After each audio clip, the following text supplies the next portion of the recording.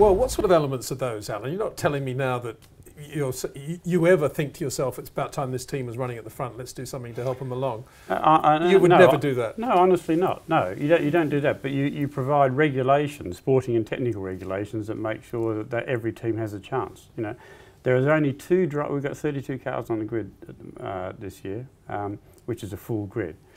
There's only two drivers as of last weekend that haven't scored a point. Right? 60% of the drivers in our field have been on the podium. Right? Yeah. So that just shows you how close the competition is. We had 22 cars at Croft covered by less than a second, or 22 cars at Donington covered by less than a second. I think the fans now are totally comfortable with reverse grids and they probably love them. Waiting, however, is still something I have a bit of a problem with. Being a purist, you would probably say, but you do wait the cars, don't you?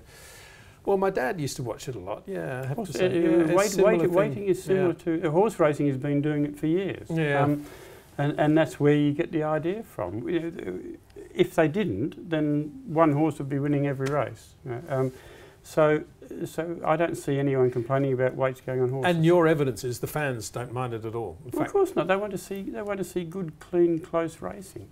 And it's only a matter of, it's not handicapping, if you like, it's a success ballast. Once a car or driver is not so successful, the ballast comes off him. So it swings and roundabouts, and you'll go into one race meeting, a driver will have 75 kilos, which is the maximum ballast, and if he has a bit of a struggle in the first race, he'll lose it for the second race. So it's not like you just look at all the drivers at the beginning of the year and say, you're going to have that, and that, and you're stuck with it for the rest of the year. No, you're not.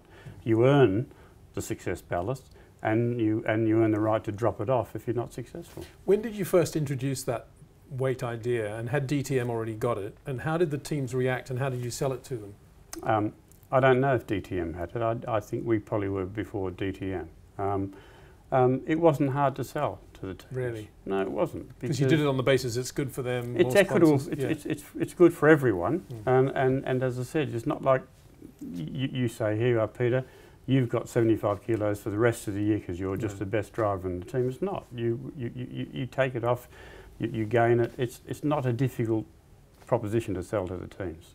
What would you do if you were given a free hand and you wanted to accept that free hand to make things more compatible, to make the show better in Formula One? Well, what I would do would be the things that I'm sure all your Formula One surveys would say that most people don't want. And that is things like, not reverse grids, but certainly ballasting or some sort of restriction, some sort of way of evening up the cars or the drivers more often than certainly from where they are.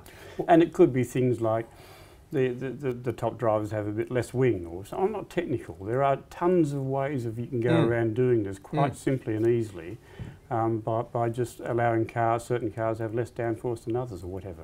Well, you say the results of the fans in the survey wouldn't like it. In fact, I think they probably would. The people that wouldn't like it would be the teams, of course. They'd be the ones complaining. The Mercedes and the Ferrari and the Red Bull would never accept the concept of ballasting, weight ballasting, for example. And that's the problem with Formula One. It's led by that power base. It's a monkeys running a zoo.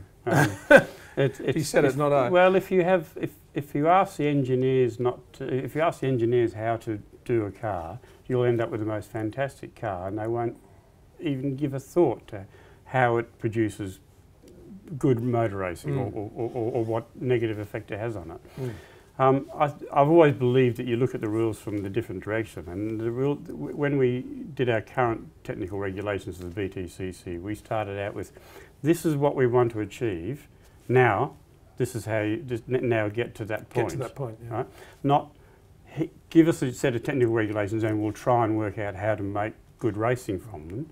We worked it out from the other end, and I think that's what you should do with Formula One. You know, they need to look at, how do you want to get, what do you want, and what sort of balance of performance do you want over the grid, and work out the regulations accordingly.